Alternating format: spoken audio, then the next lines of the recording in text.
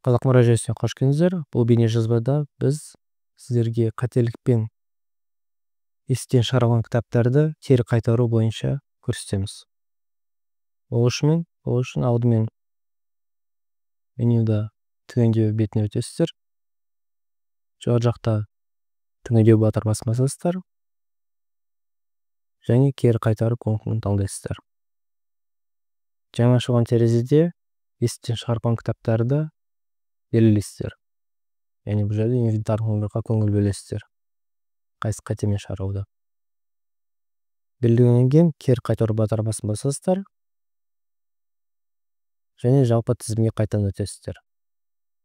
Жалпы тізімде кері қайтарылған кітаптардың статусы естен шығарылғаннан қайтадан фондқа ауысу керек.